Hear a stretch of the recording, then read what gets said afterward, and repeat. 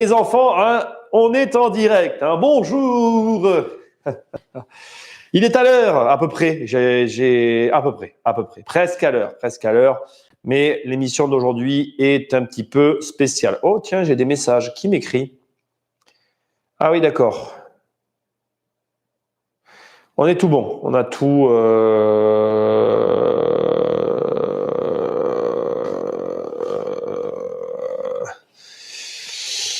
Il faut que je le contacte. D'ailleurs, je vais vous répondre. Bon, bref, j'ai un peu de retard. Je vous laisse avouer, c'est un peu d'arriver. Bonjour à tous. S'il y en a qui sont déjà là, je ne vois pas parce que j'ai mal organisé les fenêtres puisque je suis tout seul.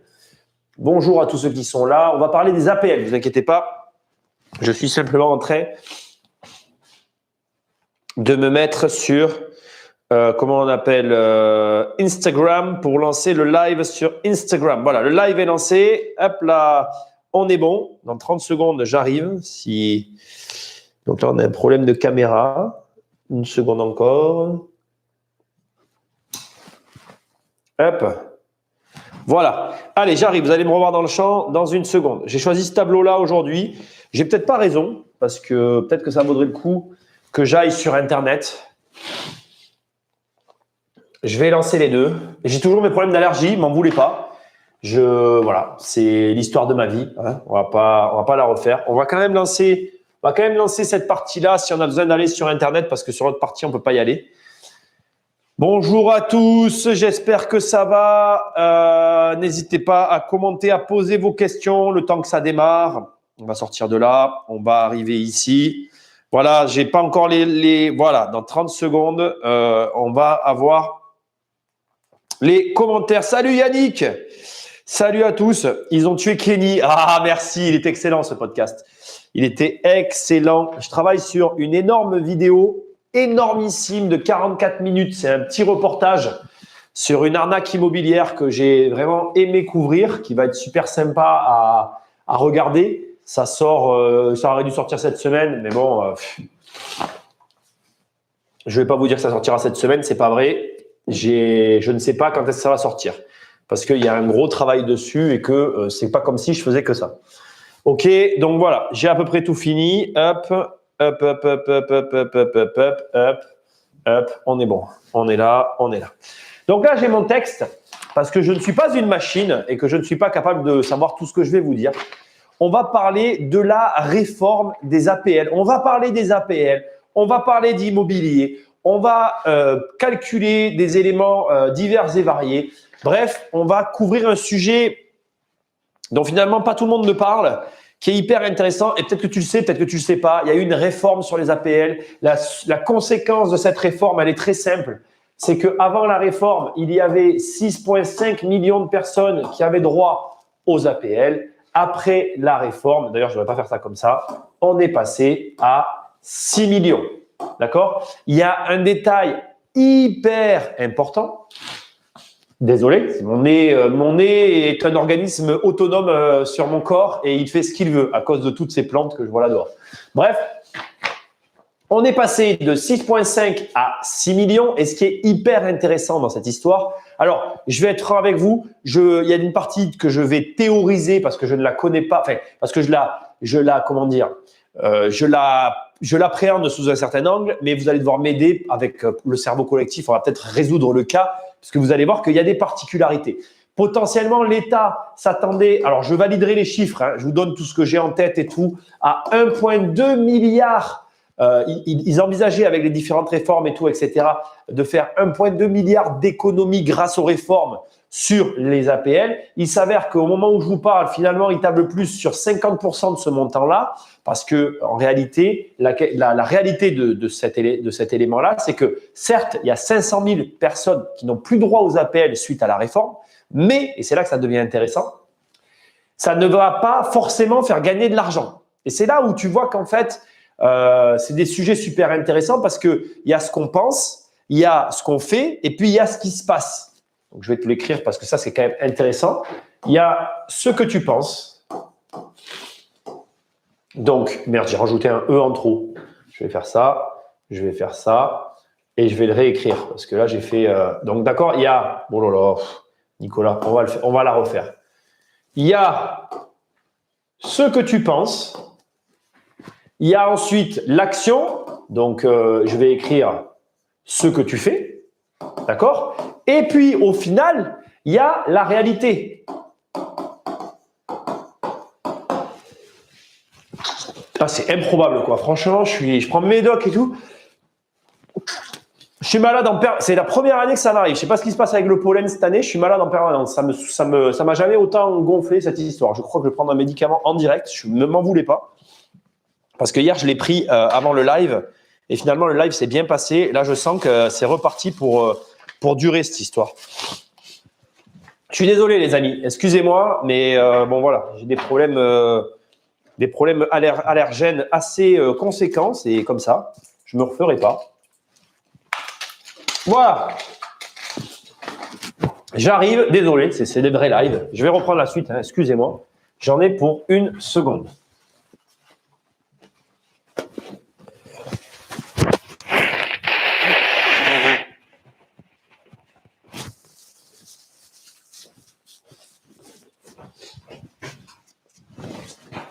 C'est vraiment improbable cette histoire.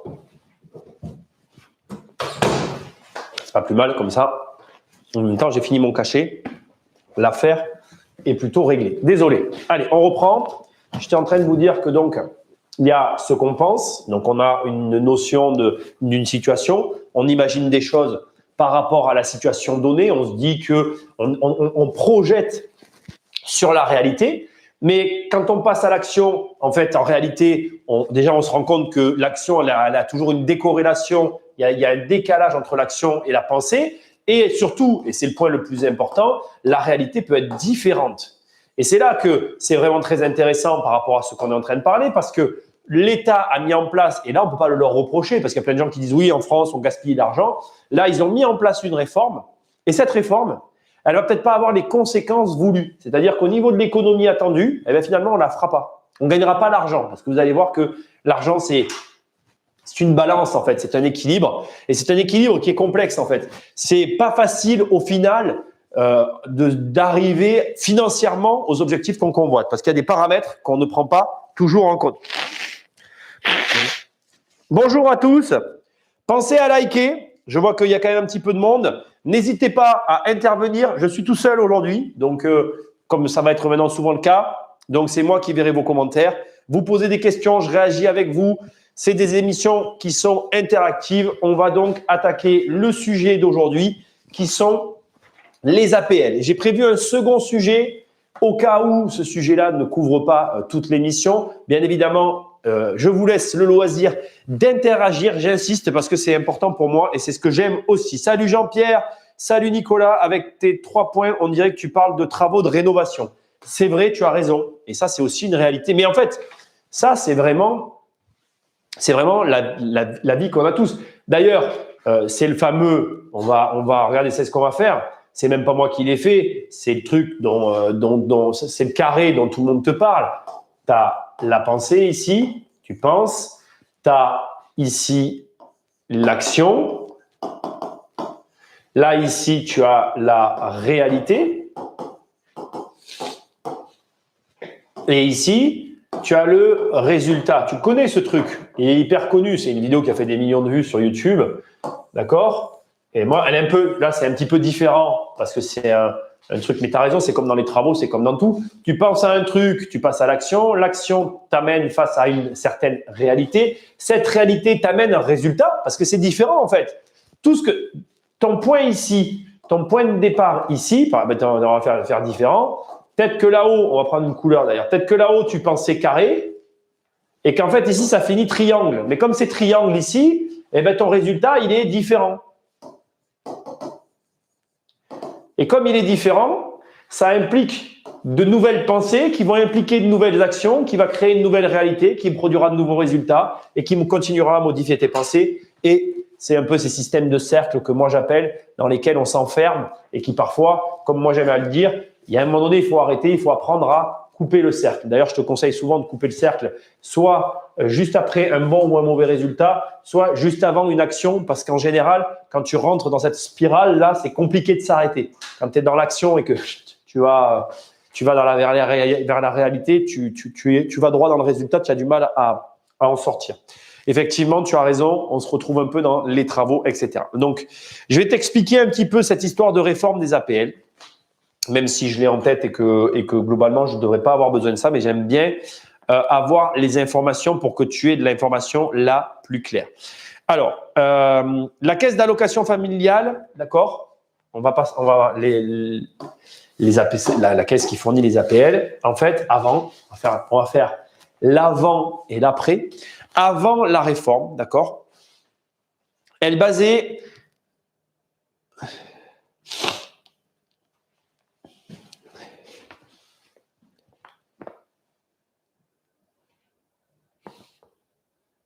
voilà, c'est ça. On est d'accord. Je vérifiais juste mon info. Donc, avant, la caisse d'allocation familiale, elle actualisait les droits sur les 2 dernières années, par rapport aux revenus des 2 années précédentes. Donc, antérieur de 2 ans, et on est ici sur le revenu du foyer, ok? Ça, c'était ce qui te donnait jusqu'à maintenant droit aux APL. Maintenant, on est sur un petit peu un prélèvement, enfin comme le modèle du prélèvement à la source, on est sur les 12 derniers mois, d'accord? Derniers mois, avec une actualisation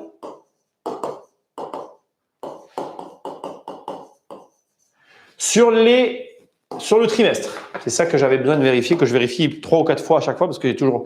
Voilà. Et donc, juste, et ça, je vais insister, pas avec une couleur forte, mais je vais insister, juste en passant de cet état-là à celui-là, on se retrouve avec 500 000 bénéficiaires, enfin plutôt 500 000 foyers qui ne bénéficient plus de l'APL. Et donc, en fait… Donc ça, c'est les éléments que je voulais te dire. Je vais t'expliquer ensuite la réponse. Alors, il y a d'autres trucs que je voulais te dire. Voilà, ce qui est intéressant, c'est ça. Donc, cette réforme a fait… Alors, la caisse d'allocation familiale, la CAF, caisse d'allocation familiale, elle confirme qu'avec cette réforme, 41% des bénéficiaires ont vu leurs aides baisser par rapport à ce qu'ils avaient touché avant, enfin, par rapport à ce qu'ils touchaient ici, en fait. Donc, il y a, c'est énorme, hein, 41% des bénéficiaires ont vu leurs aides baisser. Donc, il y a ceux qui les ont perdus et il y a ceux qui ont vu leurs aides baisser. Et 32% n'ont pas vu de changement et 26%, à l'inverse, ont profité d'une augmentation. Je vais quand même te dire, ça, c'est ce que je voulais vous donner comme chiffre parce que je ne les connais pas par cœur et je trouve qu'ils sont super intéressants. Donc, 41% des bénéficiaires, on va mettre un bénéf, on va écrire des bénéficiaires, ils ont vu leurs aides qui baissent. Je fais la signe de la flèche, je sais que tu vois bien, c'est plus facile. On a 32% des bénéficiaires qui n'ont vu aucun changement, ensemble vide. Il n'y a rien qui s'est passé pour eux, c'est 32%. Et tu as 26% des bénéficiaires qui, eux, ont vu leurs aides augmenter. Et à cela s'ajoutent les 500 000 personnes qui, eux, ont perdu. D'accord? Ensuite, on finit juste, je veux lire la dernière partie, je m'en mêle les pinceaux avec toutes ces feuilles.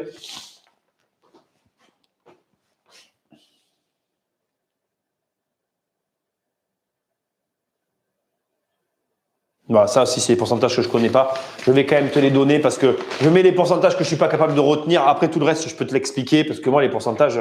Donc, au global, donc ceux qui ont perdu, ils ont perdu… Alors, les pertes, donc si on prend comment dire, regarde, on va faire ça. On fera une simulation. Les pertes estimées, les pertes sont en moyenne de 7% sur l'aide. Ça, c'est la moyenne des pertes, parce que ça, je ne me rappellerai pas. Donc ça, c'est la moyenne pour les personnes normales et c'est 10% sur les aides pour les jeunes, les gens normaux, et ça, c'est pour les jeunes. Enfin, normaux, jeunes, c'est pas normal, mais bon, voilà. Voilà, et en gros, on nous a dit que ça représente une perte de 25 € par mois. Voilà. Ça, c'est les calculs. On fera les calculs ensuite. On va donner les éléments après. Donc maintenant, je vais vous expliquer, après, j'ai plus besoin du reste, je vais vous expliquer un peu ce qui se passe, les conséquences, ce qui n'était pas attendu, ce à quoi on n'a pas forcément pensé et les réelles conséquences de tout ça. Pourquoi je vous ai dit au départ que finalement, l'État n'est pas aussi gagnant que ce qu'il imaginait. Posez vos questions, hein, n'hésitez pas parce que je suis dans mon truc.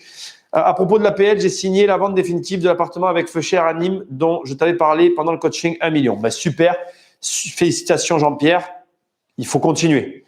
Le problème dans l'ancien système, c'est quand la situation change défavorablement, complètement. Le changement, ça n'apporte pas que du bon. Mais là, le problème aussi, c'est que tout n'avait pas été, à mon avis, anticipé. C'est pas, à mon avis, non plus spécifiquement leur faute. C'est plus un problème que réellement, comme je te dis, voilà, on pense à quelque chose, on présuppose de ce qui va se passer, mais quand on passe à l'action, là, on se rend compte que entre ce qu'on imagine et ce qui se passe, il y a un décalage. Et donc, voilà globalement ce qui s'est passé. En gros, on va prendre le cas des 500 personnes qui ont perdu les APL. Les 500 000, hein, on est d'accord? On a 500 000 personnes qui, elles, ont vu leurs APL être supprimées. Ça sous-entend quoi? Ça sous-entend que tu as ce nombre de personnes-là qui ont leurs revenus, parce que s'ils ont perdu les APL, c'est parce que aussi, les revenus de ces personnes ont augmenté. Donc, quel est le problème là? Parce que tu vas voir, c'est là que ça devient marrant. Il y a une question qui est sous-jacente à tout ça. La question, c'est la suivante. Ici, tu as un APL. Un APL qui est ni plus ni moins que ce qu'on peut appeler du pouvoir d'achat. Je vais mettre PA parce que ça ne rentre pas sur mon tableau. Cet APL correspond à un pouvoir d'achat, à une dépense. Un pouvoir d'achat, ça correspond à de l'impôt. D'accord? Et l'impôt, ça correspond à des recettes pour l'État. Et oui, quand tu payes de l'impôt, l'État gagne de l'argent. Question. À ton avis, est-ce que, et c'est ça la question en fait, enfin plutôt, c'est plutôt même, je vais aller plus loin que ça, c'est ça le problème. Est-ce que ces revenus vont enclencher suffisamment de pouvoir d'achat pour créer des recettes, pour payer des impôts? Est-ce que ce qu'on a supprimé sera réellement compensé par l'impôt sur le revenu? Et la réponse, je te la donne directement, puisque tu as déjà la réponse, je l'ai dit tout à l'heure, c'est non en fait. Ce qui s'est passé, c'est que pour l'instant, en tout cas, c'est pour ça que dans les faits, la conséquence attendue n'a pas lieu. Les revenus ici dégagés ne compensent pas. En fait, les gens, bon après voilà, on va pas parler politique ici, on est bien d'accord. Parce que pour moi, si tu veux, après ça peut très rapidement basculer dans un discours politique. Donc on va essayer de rester apolitique parce que je n'aime pas la politique. Mais c'est politisé tout ça, parce que quelque part, on a des gens qui ont agi dans un but, sauf que derrière, en France, il se trouve que l'impôt sur le revenu, c'est des tranches. Et que du coup, ceux qu'ils avaient, alors tu vas me dire, ils auraient dû l'anticiper, mais c'est pas facile en fait, t'es pas à leur place. C'est compliqué. Toi, tu veux agir sur les APL. Et donc, ça, tu penses pas forcément à toutes ces conséquences-là. Bon, même si tu devrais me dire, c'est son métier, bon, certes. Mais en gros, le problème, c'est que les revenus tombent dans une tranche non imposable. Je te rappelle que nous, on a une tranche à 0% qui est aux alentours des 10 000 euros. Donc, ça veut dire qu'il y a des personnes aujourd'hui par rapport à un foyer fiscal. Alors là, c'est pareil. Tu peux peut-être me dire, mais Nicolas, comment c'est possible? C'est pas possible finalement que ces gens-là ne payent pas d'impôts. Mais si, parce que selon la composition du foyer fiscal, si tu as des enfants, d'accord, que tu es marié et que dans le cadre des tranches, tu rentres dans une certaine tranche, finalement, tu es non imposé. Donc, je reviens au cas d'avant. Tu as bien eu ton augmentation de revenus. Cette augmentation de revenus t'a bien supprimé tes APL. Tout ça, c'est une réalité que beaucoup de foyers fiscaux vont vivre. Mais tu ne payes toujours pas d'impôts. Donc, cet argent que tu as perdu, c'est de l'argent que tu ne dépenses pas. Et comme tu ne le dépenses pas, c'est une perte, puisque tu ne fais pas fonctionner le système économique. Donc là, en fait, en voulant réduire un coût, ils ont fait, sans le vouloir, et ils ont par conséquence, sans le vouloir, éliminé du pouvoir d'achat de 500 000 foyers qui, derrière eux, n'ont pas déclenché l'impôt sur le revenu à la hauteur attendue et espérée, et qui donc au final représente une perte plus importante que le gain, que je te rappelle le gain du tout début, qui était qu'ils attendaient 1,2 milliard. Au final, ils n'y arriveront pas à économiser cet argent parce que du coup, ils ne récupéreront pas en impôts ce qu'ils auraient dû récupérer. Et c'est là que tu te rends compte que c'est hyper complexe parce que des fois, tu vas aller dans des soirées, dans des repas, tu vas avoir tendance à parler avec des gens sur des sujets politiques comme celui-là, où les mecs te disent « Ouais, moi, je supprimerai les APL », mais là, tu le vois, supprimer ou même modifier les APL n'amènera pas les répercussions attendues. C'est pas parce que demain, tu vas économiser sur ce poste de dépenses étatiques que derrière, tu auras le retour attendu sur ton État et sur tes recettes et tes bénéfices. Parce que toi, en tant qu'État, tu as besoin d'avoir un certain revenu pour couvrir tes dépenses. Et c'est intéressant, je trouve, parce que ça nous touche directement. Et d'ailleurs, j'ai vraiment envie qu'on parle des APL dans cette émission, donc on va en parler. Et non seulement ça nous touche directement, mais tu te rends compte que même quand les politiques essayent d'agir, et je suis le premier à pas les aimer, malheureusement, là, ils ont réellement fait concrètement quelque chose qui correspond à une réduction de dépenses. Et la réduction de dépenses se traduit finalement par un échec total. Donc, c'est marrant. Enfin, je trouve la situation, personnellement, assez ironique. Salut Sandra, salut à tous ceux qui nous rejoignent. Pensez à liker la vidéo. Merci les amis. Ça peut partir sur la psychologie. Je pense que l'on dépense moins l'argent gagné en travaillant que l'argent donné. Complètement. Hyper intéressant. Salut Jo, salut Oriane. Complètement, je suis complètement d'accord avec toi. On pourrait même parler de psychologie si tu veux bien. On va en parler dans un second temps. On va quand même rester concentré sur les APL si tu veux bien. Alors, au niveau des APL, je pense que tu le sais, il y a plein de théories autour des APL en France. Moi, je vais rester concentré là-dessus. Pourquoi? Parce qu'il y a des personnes qui vont aller jusqu'à dire « Moi, j'aime la France parce que je suis payé par les APL. » Et même, il y a des discussions assez drôles que j'ai déjà entendues qui peuvent tourner du style « Je suis payé par les APL, entre guillemets, je suis fonctionnaire. » Ce qui n'est pas faux. C'est un revenu sûr. Donc, tout à l'heure, je vous disais, on parlait, par exemple, et c'est le cas aussi, il faut quand même le noter, tant que je ne fasse pas de bêtises, on va le faire ensemble. J'ai envie réellement de le faire rapidement. On va prendre ça, voilà, on va fermer ce truc-là. Hop, on va prendre ce truc-là. Regarde, on va le faire ensemble. Tout à l'heure, je t'ai dit que globalement, sur une APL, moi, par exemple, je vais vous parler de tout ce que je sais des APL en échange sur le sujet, et après, on parlera de psychologie, effectivement. Nous, on avait un logement qu'on louait, un logement que j'ai en tête. Alors déjà, il faut que vous sachiez une chose sur les APL. Premièrement, les APL, elles varient parfois même d'une rue à l'autre. Il y a des secteurs conventionnés, il y a des secteurs où les APL peuvent être plus forts que d'autres. Il peut y avoir des variations d'APL entre les villes, entre les régions. Donc, c'est vraiment quelque chose d'à part. Je ne suis pas un professionnel de l'APL, mais enfin, j'ai pratiqué. Nous, on avait des logements où il y avait des APL. Il y avait un logement particulier qui m'a toujours marqué, qui était conventionné. D'ailleurs, on était sur 320 € de loyer, 300 € hors charge. Et les locataires en moyenne touchaient entre 292 et 295 € d'APL. Pour cette personne, la réforme qui a eu lieu récemment, en fait, a conduit le système à lui faire perdre 7% de ce montant. Ce qui veut dire qu'elle a perdu 20,44 €. Voilà. Donc, ça veut dire que là, je vous montre très, très concrètement avec un calcul que je viens de faire avec vous, ce que ici a perdu une personne normale. Donc, elle passe de 292 avec le nouveau système à 271,56. OK. Et si c'est un étudiant, moi, j'ai pas besoin de le calculer, elle a perdu c'est 10% pour les étudiants. Donc, on fait 292 moins 29. Pardon, je suis vraiment désolé. On est à 200. Alors ça, c'est l'étudiant. Et là, bon, bien que ce sont des personnes dans les deux cas, mais tu m'as compris. Voilà, je n'ai pas d'explication à te donner pourquoi il y a une différence entre étudiant et personne, entre guillemets, classique. C'est comme ça. Ne va pas me poser de questions. Donc, toujours est-il que les APL, comme tu peux le voir, c'est très variable. Dans la même ville, j'avais d'autres biens dans la même ville. Pour te donner un ordre d'idée, pas du tout dans un lieu conventionné. Tiens, on va parler un peu vraiment des montants que j'ai en tête. J'avais d'autres logements dans cette ville pour 600. Alors, là, on avait le bâtiment complet. Donc là, les logements étaient conventionnés. Donc, je ne prends pas un exemple de ce même bâtiment. Je prends vraiment un exemple d'autres logements qu'on avait ailleurs. On avait un logement, alors beaucoup plus grand. Là, ici, je suis sur un studio. Là, je te parle d'un P3 avec un couple. Et ici, j'ai toujours eu tendance à avoir des jeunes, studio oblige, et là, j'ai toujours eu tendance à avoir des personnes d'un certain âge. Et les APL ici tournaient entre 200 et 300 euros. Alors certes, le montant du loyer était quand même beaucoup plus élevé. Les revenus, il y avait les gens qui avaient ce logement-là avaient généralement des revenus. Les gens ici, c'était plutôt de type étudiant, on était sur un studio.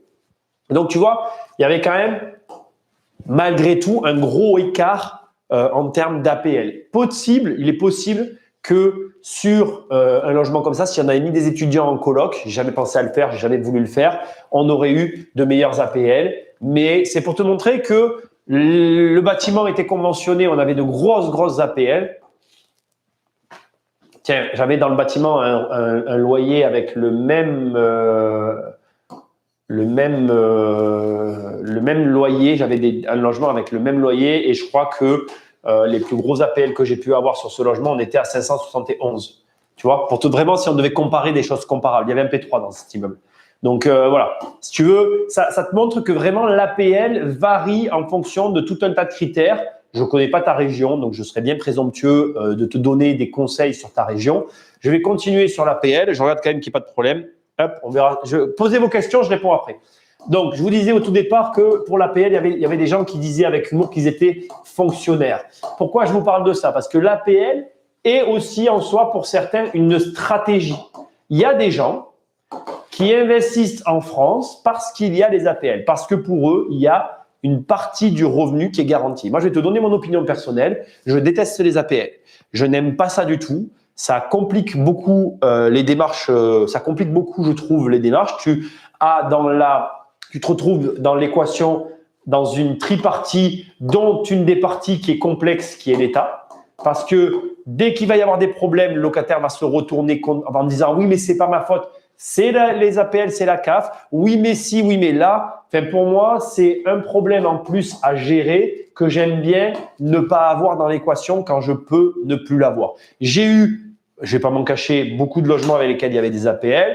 Il y a encore des logements que je possède sur lesquels je suis susceptible d'avoir des APL. En fait, on est tous, autant que nous sommes en France, susceptibles d'avoir affaire à la CAF et aux APL. Et très sincèrement, pour moi, ça n'est absolument pas une stratégie ni vers laquelle j'oriente mes clients, ni une stratégie que j'affectionne particulièrement. Voilà.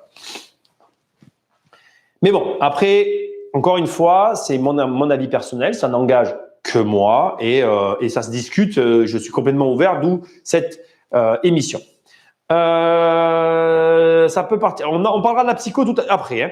Je me suis mise en location plutôt qu'en tant que propriétaire parce que j'avais intérêt avec l'APL. Effectivement, c'est aussi, alors effectivement, l'APL, ça peut être aussi un argument en faveur. Effectivement, tu as raison. Quand tu y as droit, moi j'y ai pas droit. Argument pour la loc. Mais attention, hein, comme je viens de le préciser, il faut y avoir droit. Voilà, ce qui n'est pas mon cas. Mais quand c'est ton cas, tant mieux. Par contre, il y a quelque chose qui est intéressant que je veux vous dire.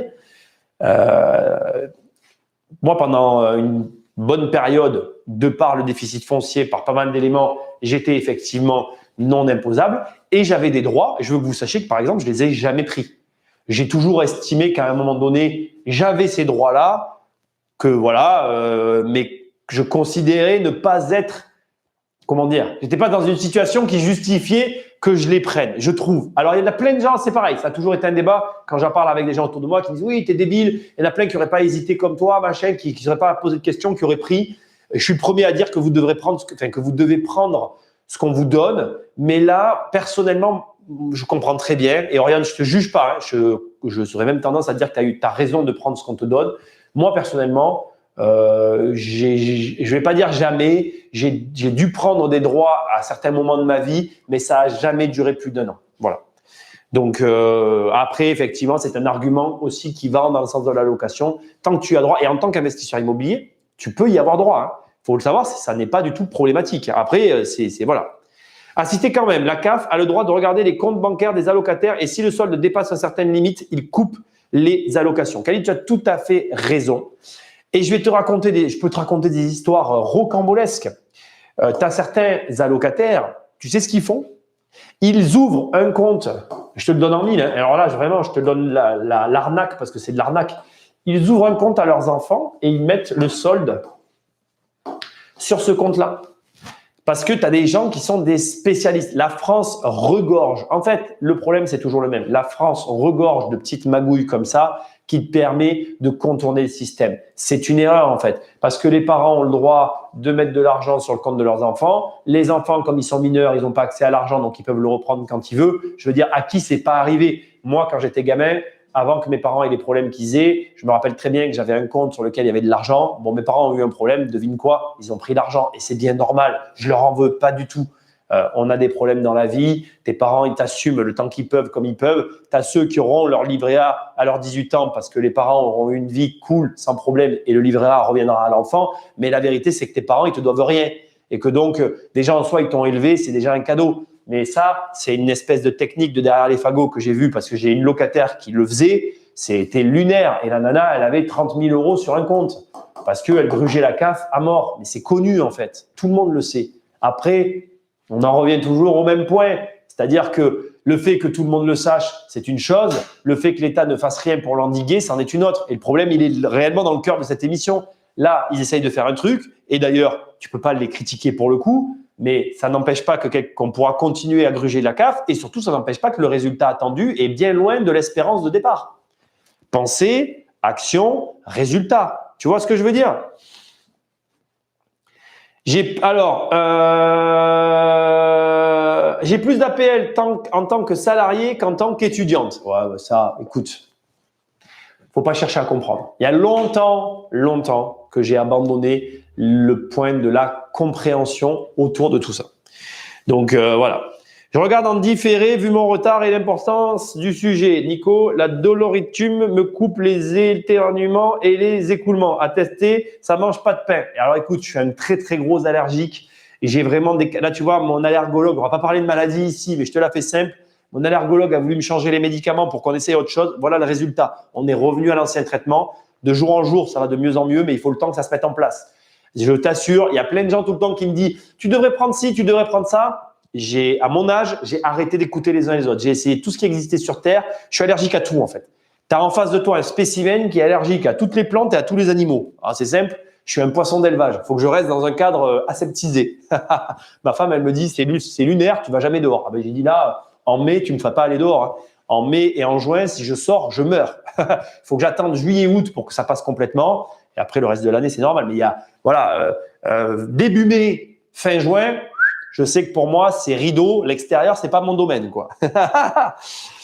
Globalement, le calcul est diminution des APL si plus de 30 cas sur les livrets et parents en IFI, mais plus d'APL si salarié et si loyer bas. Ouais, après, j'ai pas voulu rentrer dans les cadres de la CAF parce qu'encore une fois, bon, si à l'IFI, et tu as raison, s'il y a l'impôt sur la grosse fortune, bon là, on parle plus d'APL, les mecs le savent, t'es fiché, t'as une pastille sur le front et c'est mort, quoi. Mais bon, petite pause avant le tribunal.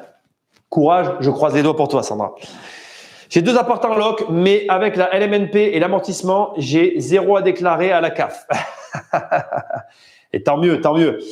L'APL, c'est vraiment, il vous faut comprendre que c'est, comme je vous dis, pour certains, une stratégie, mais ça rajoute une 3e partie dans vos discussions avec vos locataires. Très sincèrement, moi, le conseil que je vous donne, c'est que vous ne devez pas vous mêler de ça. Personnellement, quand mes locataires viennent me voir et qu'ils ont les APL, je leur dis, c'est pas mon problème.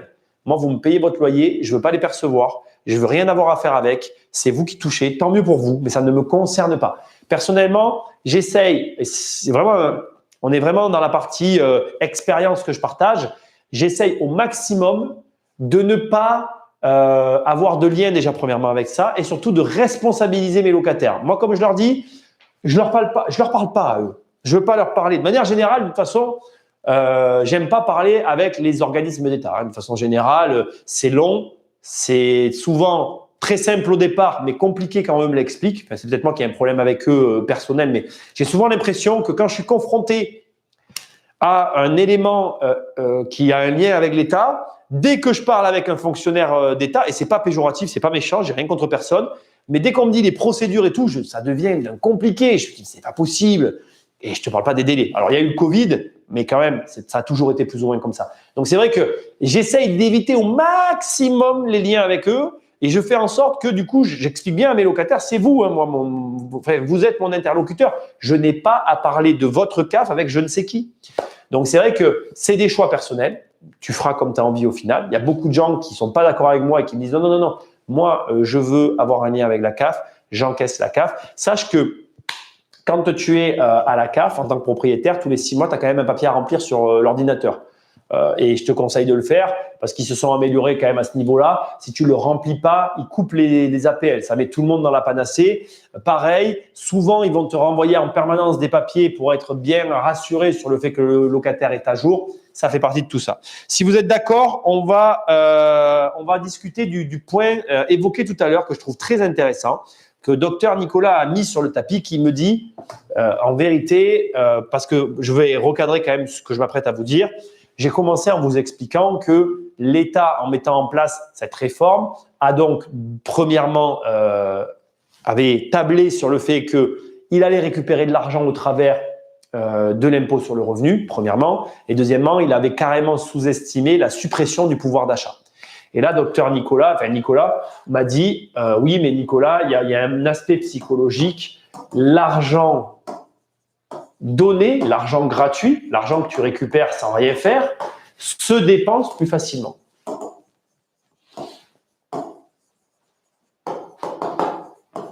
Et je suis d'accord. L'argent qu'on te donne est plus simple à dépenser. Par extension, je vais te faire un parallèle un peu hasardeux, mais tu vas peut-être valider avec moi ou pas. Si tu as un compte qui est bien garni, où tu as vraiment beaucoup d'argent dessus, tu vas dépenser cet argent beaucoup plus facilement que si tu as un compte qui est juste. Et c'est un petit peu des phénomènes qui sont psychologiquement humains, parce qu'effectivement, quand on te donne de l'argent, il n'y a pas eu avec… Et c'est d'ailleurs, c'est le principe, tu vois, de payer. Quand sur Internet, tu as des mecs qui te disent « paye l'information », eh bien, je te garantis que dans un sens, ils ont raison. Le fait, tu vois, regarde, moi, je fais des émissions YouTube comme ça, etc. Je te donne des conseils, mais tu les écoutes, entre guillemets, gratuitement. L'impact du conseil n'est pas le même que si tu avais payé 1 000 €. Ton attention, en cet instant présent, elle n'est pas la même que si tu avais même payé un ticket d'entrée pour venir m'écouter parler. Dès l'instant que tu vas payer, d'ailleurs, regarde la preuve. Je vais te donner une preuve toute simple. C'est que si tu payes quelque chose qui est annulé par rapport au Covid, ce qui m'est arrivé, ce qui t'est sûrement arrivé, moi j'avais pris des billets d'avion, qu'est-ce qui se passe? Tu es vachement engagé pour te faire rembourser. En fait, tu te dis, si je ne peux pas le faire, je veux au moins être remboursé. Et c'est là que tu peux mesurer ton engagement. D'ailleurs, plus le service payé est cher, plus ton engagement est haut. Et ça, c'est, voilà, pour le comprendre, il faut le pratiquer. Il y a beaucoup de gens qui te disent, oui, c'est pas normal de payer des trucs, ou ça, c'est trop cher, ou trop ci, ou trop ça. Mais en fait, le prix, c'est aussi quelque part la valeur de l'engagement. Tu verras quand tu te payes quelque chose de beau. D'ailleurs, moi, il y a un truc qui m'a toujours dépité, c'est les gens qui se payent des bagnoles. Tu as des mecs qui se payent des belles voitures neuves et qui n'en prennent pas soin.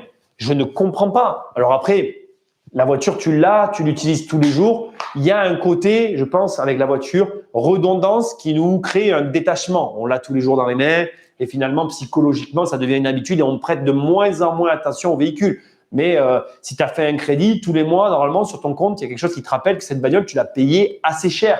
Et du coup, je suis assez d'accord avec toi, Nico. Je pense que l'argent gratuit n'a pas de valeur, en fait. Et les gens, tu vois, par exemple, ce qu'ils font aux États-Unis, virer sur le compte de tout le monde 1 900 €, remarque, c'est très proche de ce que nous, on fait avec la CAF, hein. Mais je ne crois pas que ce soit la bonne science pour responsabiliser les gens. D'ailleurs, c'est marrant, je ne sais pas si vous connaissez cette étude, mais il y a un mec qui avait fait un jour, un scientifique, c'est un petit peu… c'est pas beau ce que je viens de dire, bref. Il y a un scientifique un jour qui a fait une expérience, enfin, c'était pas un scientifique d'ailleurs, c'était un marketeur avec son client qui ont fait une expérience qui consistait à prendre les clients de la personne, à utiliser un logiciel de vieillissement. Donc, en fait, on prenait quelqu'un qui venait sur un stand, on le prenait en photo, on vieillissait son visage et on le faisait avec… En fait, en gros, sur le stand, il y avait 50% des personnes à qui on faisait ce processus. Excuse-moi, c'est un peu confus parce que j'ai du mal à expliquer le truc. Donc, il y a un stand, il y a 100 personnes qui arrivent. Il y a 50 personnes qu'on va faire s'asseoir, on va les prendre en photo et on va vieillir leur tête et on va leur montrer une photo de eux quand ils seront vieux. Et il y a 50 personnes à qui on ne le fera pas. Et après, à ces deux groupes, on va leur parler de leur retraite. C'est-à-dire qu'on va leur parler de placement financier, on va leur parler d'argent, de comment ils se comportent avec leur argent. Mais crois-le ou non, la partie des gens qui se seront vus vieux, qui auront projeté sur leur futur leur état de santé. Ils vont avoir tendance à être soucieux de leurs dépenses et de leur argent et à être intéressés par les produits proposés pour justement leur retraite. Alors que ceux qui n'auront pas vu cette photo de eux étant vieux, ils vont carrément s'en ficher et ils auront tendance à moins prêter attention aux produits proposés. Tu l'as compris, le client, c'était une société, c'était aux États-Unis et c'était un espèce de fonds de pension. Tu sais, les fonds de pension aux États-Unis, c'est leur retraite en fait. Les gens mettent de l'argent pour, quand ils sont vieux, espérer avoir un retour.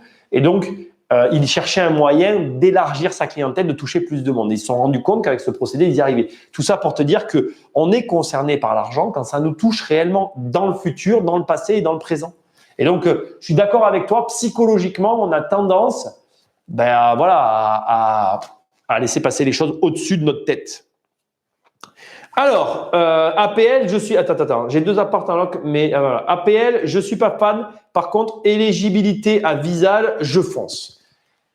Oui, tu as une garantie avec Visal. Après, moi, je préfère la garantie des parents. Là aussi, c'est des points de vue divergents. Tout le monde a raison, personne n'a tort. Ça dépend de plein d'éléments. Voilà. J'ai fait une demande en 2016. Ils ont traité le dossier en 2020 et m'ont confirmé que je n'étais pas éligible.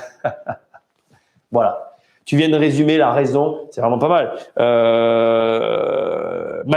Mathieu nous dit, donc, demande faite en 2016, traitée en 2020. 4 ans. Non, mais t'imagines, avec le S, c'est mieux. 4 ans pour arriver à avoir ta réponse. Je crois que ça se passe de commentaires, j'avais besoin de l'écrire. C'est ouf. Je pense que la CAF peut aussi aider à l'achat avec condition. Non. Mais après, je pense que tu veux dire, c'est que en fonction du cadre dans lequel tu présentes ton dossier, je ne sais pas comment ça fonctionne les banques. Je sais qu'il y avait une période où effectivement ils prenaient en considération ce genre de… Enfin, ils le prenaient en considération dans le dossier, mais c'était une considération. Moi, en une semaine, c'est toujours très rapide. Bon, bah écoute, ça dépend. Non, les appels accession ont été supprimés fin 2017. Oui, voilà, tu vois. Ben, Oriane, je suis assez au fait des règlements à ce niveau. Bon, ouais. Oriane en sait plus que moi, mais voilà. Donc, je voulais vraiment vous parler de ça parce que je trouvais que c'était un sujet hyper intéressant. Pour moi, je l'ai couvert. Je m'attendais à ce que ça dure plus longtemps, mais c'est pas grave. Vous inquiétez pas. J'ai un deuxième point que je veux évoquer avec vous, qui est ici. On va attaquer le deuxième point, qui est tout autant intéressant. Il est là. Bon, il ne faut pas que je m'en mêle les pinceaux, donc ça, j'en ai pas besoin. Alors, je ne sais pas ce que je vais faire. Si vous avez des questions, vous me les posez. Bon, voilà, c'est bon. Vous vous débrouillez entre vous. Si vous avez des questions, vous me les posez. Et là, on va parler de divers éléments. Ça, c'est pas la peine. Voilà. Je vais vous aborder un sujet dont j'avais vraiment aussi envie de vous parler, qui est l'augmentation du prix des matières premières.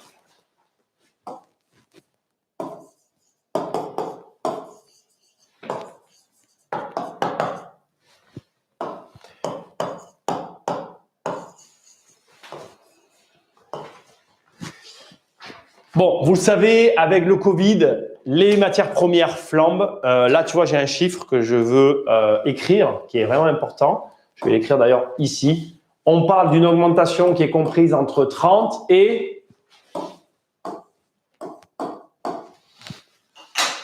Je vous l'ai glissé dans quelques émissions.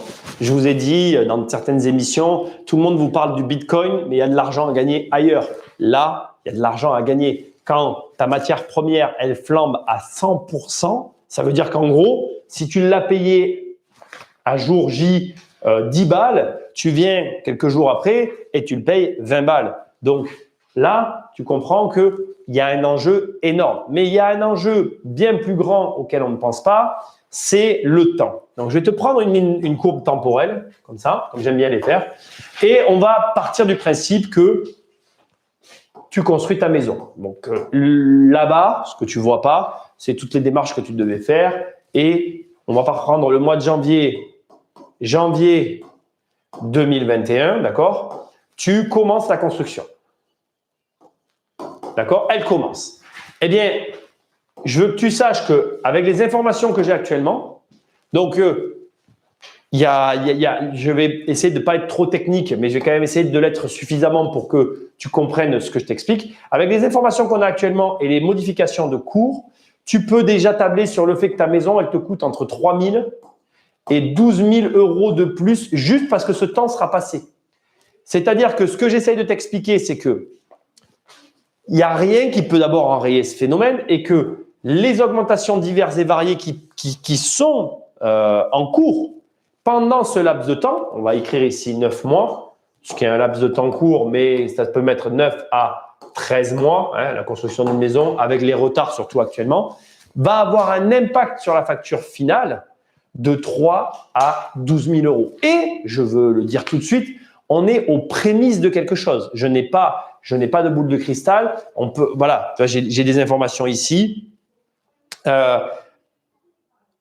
Tu as des pays, regarde, je te lis la phrase. Côté ferraille, c'est la Chine qui rafle tout l'acier alors que les Européens sont soumis à des quotas. Dans son hangar de stockage, où quelques 200 artisans du bâtiment de la région de Meaux viennent s'approvisionner, les tas de bois s'amenuisent dangereusement. Normalement, ce stock correspond à 15 jours de réserve. Or, il va falloir qu'ils tiennent jusqu'à la fin septembre. Les fournisseurs ne prennent même plus les commandes.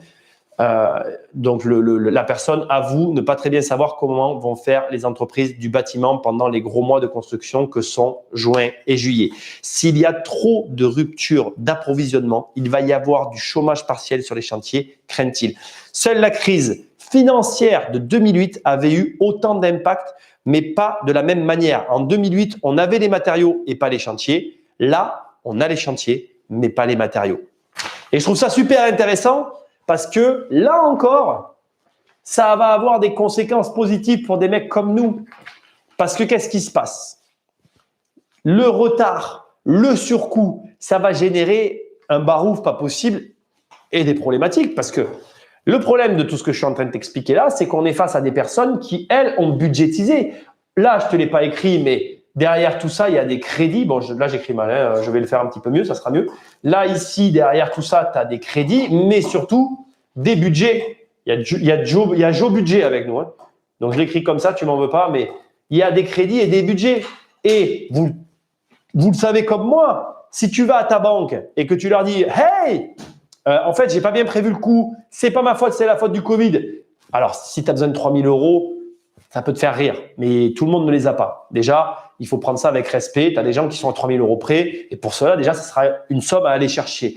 Mais si c'est 12 000 euros, là, ça fait plus rire personne. Parce que, argent ou pas argent, 12 000 balles, c'est un montant. Et c'est pas tout le monde qui peut tous les mois mettre sur la table 12 000 euros et le mois d'après vivre normalement. Donc, si tu veux, il faut comprendre que là, tout ce que je viens de te lire, ce que je suis en train de te parler maintenant, c'est un vrai sujet d'actualité qui, lui, va avoir des conséquences futures. Et ce qui est hyper intéressant, c'est qu'on est dans le schéma inverse de celui de 2008. Mais est-ce que ça signifie qu'on va avoir les mêmes résultats? Là encore, c'est là que ça devient amusant. C'est que ce que je te disais au début, c'est toujours la même chose. C'est chacun va penser ce qu'il veut. Mais voilà, la réalité et les résultats entraînés par tout ça, personne ne les connaît.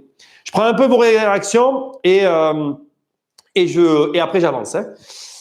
Ce live est prémonitoire. J'ai un rendez-vous dans 10 minutes avec la CAF pour un problème de calcul sur mes APL. Dès que je peux, je ne veux plus dépendre de l'État. Après, faut assumer.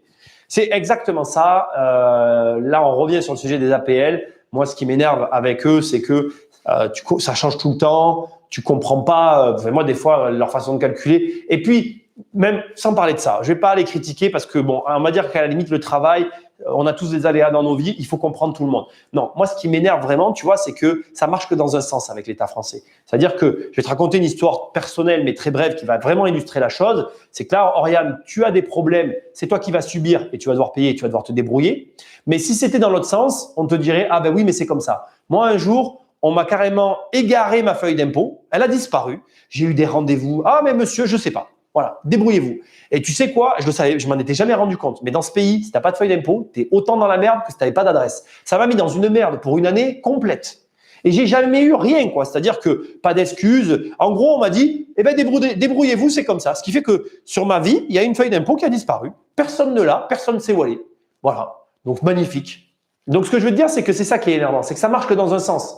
Et c'est comme, tu vois, regarde, si toi t'arrives et que le train est parti parce que tu es en retard, c'est ta faute, tu le subis. Mais combien de fois, moi ça m'est déjà arrivé, tu arrives, le train est encore à quai, tu vas voir les contrôleurs, tu leur dis mais pourquoi on part pas? Ah ben on attend un personnel navigant parce qu'il est en retard. Mais en fait non, quoi. Je veux dire moi quand je suis en retard, le train il se barre. Et ça c'est très agaçant en fait. Et je pense que ça fait partie de ces choses qui font qu'en France, on accepte mal ce qui se passe. C'est parce qu'on voit bien que, en fait, il y a 2 poids 2 mesures et on l'avale mal le truc parce qu'on se dit attends, mais alors quand c'est dans l'autre sens, débrouille-toi. Moi, débrouille-toi. Voilà. Là, c'est Oriane, je m'adresse à toi, mais en gros, il y a eu une erreur. Tu as déjà dépensé la CAF, il faut que tu rendes l'argent, tu l'as pas, débrouille-toi. C'est pas mon problème, tu te débrouilles. Mais si ça avait été l'inverse, ben on t'aurait aussi dit débrouille-toi. Donc dans tous les cas, tu te dis ben en fait, je veux pas avoir affaire avec vous en fait, puisque de toute façon, vous servez à rien en fait. C'est que comme vous voulez, selon comment vous voulez, selon vos règles. Enfin, bref, tu vois, je pense qu'on vit tous la même réalité. Après, je vous le dis, je peux avoir l'air comme ça de critiquer. C'est ce qui fait, pour moi, tout ça, c'est ce qui fait que ce pays est une opportunité. C'est-à-dire qu'on est entouré de gens et d'un système comme ça. Si tu es du genre à travailler, foncer, bosser, avancer quoi qu'il arrive, tu peux vraiment te faire une place dans ce pays parce que la plupart des gens, ben, ils ont toujours des RTT, ils arrêtent de travailler tôt, ils veulent travailler 35 heures, ils mangent entre midi et 2 pendant 2 heures. Bref, quand tu regardes, en fait, dans ce pays, si tu es juste un bon bourrin, tu n'as même pas besoin d'avoir ton cerveau, tu peux t'en sortir. Parce que si tu bosses, tu bosseras très facilement plus que tout le monde et du coup, ben, tu peux que t'en sortir. Voilà, c'est ce que je pense. Je peux là aussi me tromper, mais je voulais quand même modérer mes propos là-dessus. Je rénove un immeuble et tout augmente. Christophe, je te le fais pas dire. Nous, c'est pareil, on le voit. Les factures, elles augmentent. On essaye tant bien que mal. Vous voyez, par exemple, ça m'amuse, Christophe, ce que tu me dis, parce que j'ai fait une vidéo où les gens me disent, Nicolas, mais pourquoi tu es encore en train de faire la casse? Pourquoi tu mets encore la main à la pâte? Mais parce qu'en fait, je veux maîtriser mes budgets. Parce que pour moi, ma marge, elle est tellement importante, j'essaye tellement de la préserver que j'essaye de maîtriser mes budgets justement pour pas me prendre… Justement parce que je sais que dans tous les cas, je me prends toujours un mur sur quelque chose, il y a toujours des surprises, il faut toujours les assumer. Et si j'arrive par un quelconque moyen à me créer un espèce de petit amortisseur qui me permet un petit peu d'absorber ces remous, ben je le fais en fait. C'est pas drôle pour moi d'aller bosser les week-ends alors que j'ai bossé toute la semaine. C'est clair que je pourrais faire autrement, mais c'est pour moi une manière de réellement optimiser à fond ce que je vais avoir. Voilà. Donc, effectivement, je compatis, je le vois aussi, on rénove, je vois que les prix augmentent, c'est chaud, mais c'est comme ça. Je pense que les politiques et les syndicats, assos, etc. ont un biais psychologique concernant les allocs. Je pense aussi. Je suis d'accord avec toi, Kay. Après, moi, j'ai été dans ce monde-là et je peux te dire que je comprends pas. Moi, j'ai eu un rôle, je m'en cache pas, hein, dans un club, j'ai eu un rôle, j'étais au comité. Et c'est vrai que je vois le rapport qu'ils avaient à l'argent, c'était hallucinant. Et d'ailleurs, je veux pas faire genre que j'aurais mieux fait qu'eux ou quoi. C'est pas vrai, on peut pas savoir. Mais à chaque fois que je leur ai donné des conseils sur le sujet, non seulement ils voulaient pas les entendre, mais je pense qu'aujourd'hui, ils n'ont pas les mêmes finances qu'avant parce qu'ils n'ont pas voulu gérer leur argent. Et ça rejoint ce que disait Nicolas tout à l'heure. On voit vraiment cette psychologie qui est que cet argent qu'on m'a donné, il n'est pas si important que ça. Mais bon, bref, c'est comme ça. Il faut rapidement signer les devis. Oui, mais ça fait pas tout. Même en signant les devis, tu as toujours des surprises. Là, je te dis, voilà, bientôt, j'espère pouvoir faire la vidéo sur l'appartement, la fin des travaux de l'appartement que vous avez vu sur la chaîne. On arrive au bout, là, il va être livré très rapidement. D'ailleurs, là, j'ai pas mal d'apparts qui vont être livrés pour juillet. Et en fait, tu as toujours des surprises. Il y a tout le temps des trucs qui vont pas, des incompréhensions, des trucs que j'ai pas lu bien sur le devis, que j'ai mal compris, qui font qu'à l'arrivée, il y a quand même un surplus. Enfin, même en signant les devis, c'est chaud, quoi. La solution, c'est l'alloc unique où tous les critères sont pris selon la situation sociale. Ouais, la solution, je la connais pas. Et je serais bien prétentieux de dire que je la connais. Moi, aujourd'hui, je vois qu'ils ont essayé de faire quelque chose. Je peux pas non plus les blâmer quand ils essayent de faire quelque chose. Tu peux pas blâmer les gens en permanence. Ils ont fait un truc, ça n'a pas marché. Il faut refaire. Faire et refaire, c'est travailler. Il faut trouver le bon point. Peut-être que tu as raison, peut-être que tu as tort. Il faudrait essayer en fait. Mais c'est pas. Par contre, tu vois, ça c'est pas dans la mentalité française que d'essayer.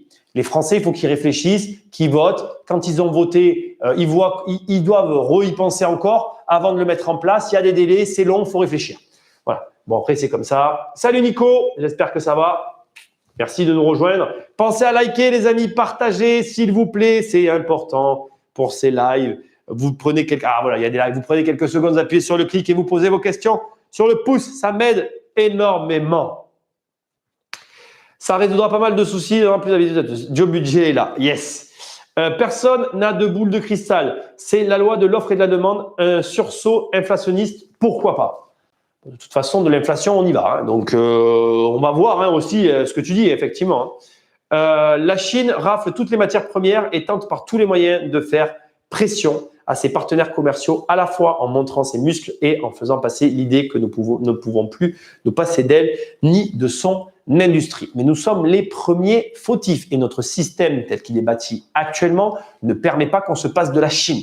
Donc tant que, et encore une fois, je vous assure que, vous savez, je vais vous dire quelque chose. Je vous en ai jamais parlé, mais je pense que c'est ce qui va se passer.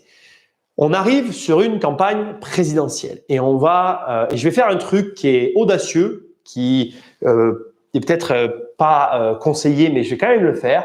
J'y pense depuis un moment. Je pense que je vais couvrir la campagne d'un point de vue juste financier, parce que ça fait des années que je vois des campagnes présidentielles. À chaque fois, on te parle de réformes et de machins et trucs, et au niveau financier, c'est toujours creux. Ça m'a toujours énervé. Donc, au lieu de critiquer, je vais prendre les allocutions des personnes qu'il va y avoir et je vais les démonter financièrement et les remonter financièrement et voir si elles sont valables ou non. Et je pense qu'on va le faire parce qu'effectivement, comme tu dis, tu parles de la Chine et qu'elle monte ses muscles et tout, mais la vérité derrière tout ça que personne ne vous dira jamais, c'est que la Chine, elle a les moyens de faire ça. C'est-à-dire que la Chine aujourd'hui, mais que ce soit pour les États-Unis et pour tout un tas de pays, la problématique qu'il y a, une problématique générale de nos pays qui font que tels qu'ils sont gérés actuellement, on n'est pas en mesure de proposer à des prix compétitifs certains services.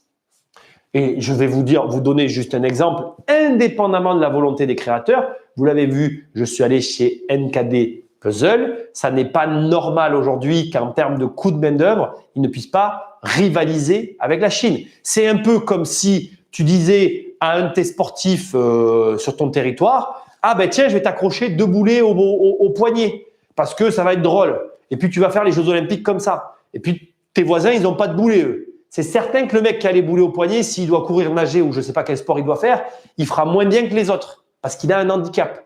Eh bien, il y a beaucoup de pays aujourd'hui qui sont handicapés et la Chine, pour diverses raisons, a sur certains points, parce qu'elle a d'autres problèmes, moins de handicap. Et du coup, elle a les moyens et elle a surtout intérêt à jouer comme elle joue actuellement. Mais d'ailleurs, tu le sais sûrement, ils se sont placés sur les énergies. On est en train de se faire bouffer de l'intérieur. Mais de toute façon, la France, elle se fait dévorer de l'intérieur. C'est comme si on était un animal avec les boyaux ouverts et qu'ils venaient tous nous bouffer. Il se passe des trucs dans ce pays. Quand tu en connais tous les tenants et aboutissants, c'est juste lunaire. Donc voilà. Mais c'est comme ça. La Chine, les grands gagnants du Covid. Complet. Et c'est quand même eux qui ont construit un hôpital en 15 jours. Jusqu'à preuve du contraire, on n'a pas été capable de le faire. N'empêche que les loyers sont pas chers vers Marseille et Nîmes. Écoute, je vais te répondre. Le problème que tu vois peut-être pas sur des régions, on va prendre le cas de Nîmes et de Marseille, c'est 2 cas super intéressants. Je vais aller sur Google Earth, Oriane. C'est bien que tu parles de ça. C'est marrant parce que je pense que c'est des visions extérieures et qui sont pas fausses. Hein, mais regarde, les loyers, je vais t'expliquer. Hein, que je vais te dire va peut-être un petit peu t'interpeller, mais tu vas comprendre. C'est très bien que tu compares Marseille. Voilà, donc là, regarde. Voilà, regarde. J'espère qu'on ne voit pas très bien. Je sais que vous ne voyez pas très bien. Je suis désolé. J'ai toujours pas réglé mes problèmes de caméra. Les choses se feront en leur temps. Je vais prendre une autre couleur. Voilà. Ici, tu as l'agglomération de Montpellier. D'accord? Tu dois la voir. Ça, c'est Montpellier. Ça, ici, on est sur Marseille. Ici, on va prendre une autre couleur. Ici, là, c'est Nîmes. D'accord? Donc, je pense que tu vois, on a ici Marseille, ici Montpellier et ici, on a Nîmes. Tu me dis, les loyers sont pas chers sur Nîmes-Marseille. C'est intéressant. En réalité, il faudrait plutôt comparer Montpellier et Marseille, mais Nîmes, c'est une ville où, par exemple, il y a moins de travail qu'à Avignon, qui est une ville beaucoup plus petite que celle de Nîmes. Nîmes, c'est une ville qui devrait être en mesure de rivaliser avec Montpellier, mais qui aujourd'hui n'en est plus capable. Montpellier nous a écrasés, bien que Montpellier, pour moi, est une ville intéressante parce que elle a déguisé ses chômeurs en étudiants. C'est mon analyse personnelle, je peux me tromper, et au demeurant, il y a quand même plus de travail à Montpellier qu'à Nîmes, je dois le reconnaître. Mais les loyers sont très bas à Nîmes parce qu'il n'y a pas de travail.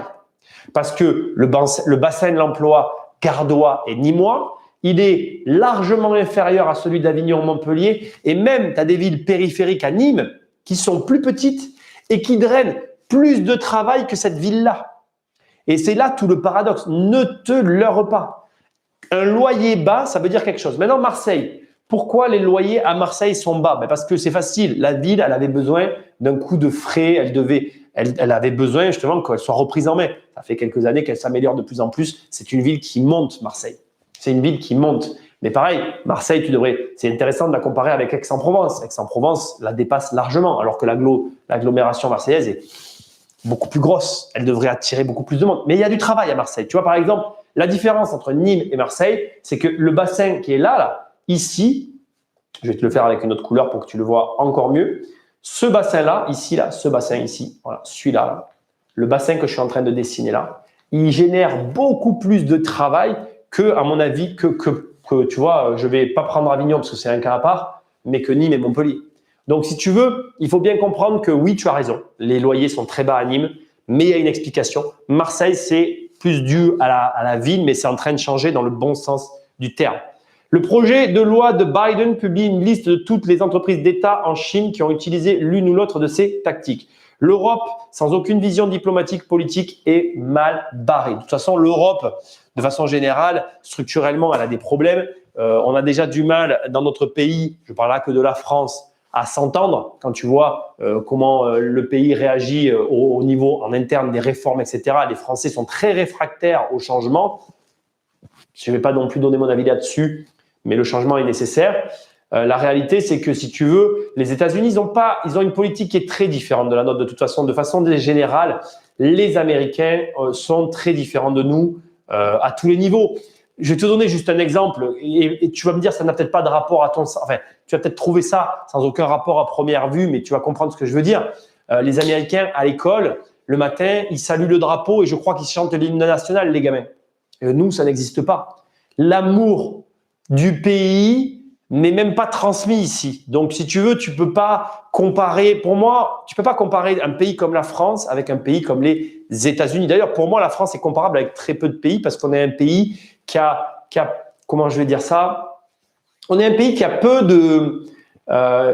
cette volonté de je sais pas comment dire, c'est même presque bizarre en fait. J'ai la sensation qu'en France, moi mes grands-parents sont venus en France. Hein, je suis d'origine, mes grands-parents ils sont serbes, tu vois. Donc moi mes grands-parents ils viennent de là, voilà, de Belgrade ici. Moi ma famille elle vient de là, elle vient de Belgrade.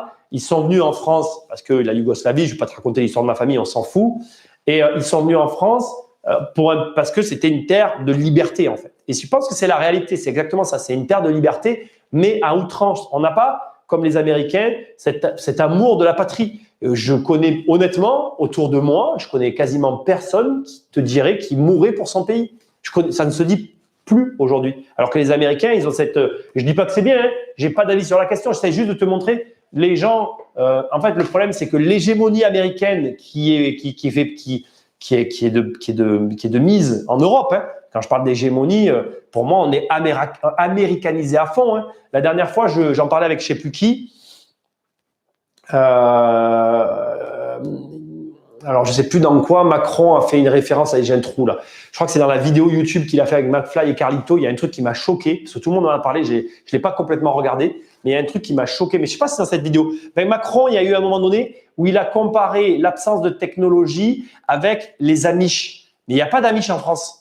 Il a dit oui, on n'est pas des Amish. Mais en fait, c'est quoi cette référence en fait? Nous, on n'a pas d'Amish dans ce pays. Et ce qui est fou, c'est que quand tu dis ça, on sait tous à quoi ça correspond des Amish. Ce qui veut dire que notre culture, elle n'est pas… Je ne fais pas de la politique. Hein. J'essaie juste de vous montrer qu'on ne peut pas comparer notre pays. Il y a très peu de pays avec lesquels on peut comparer la France pour plein de raisons.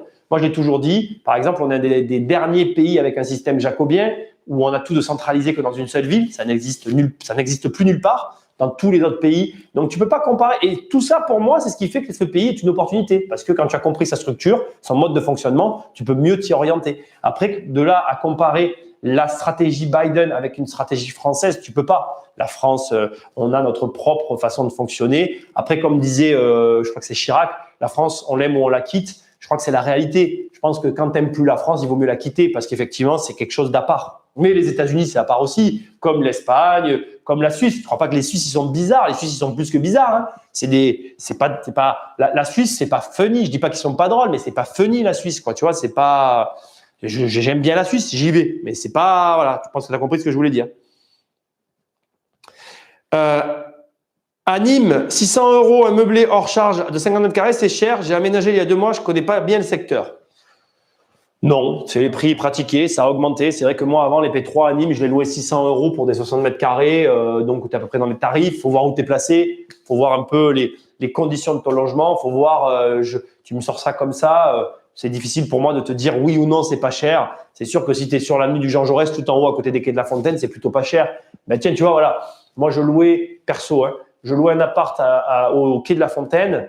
On était vraiment sur les quais.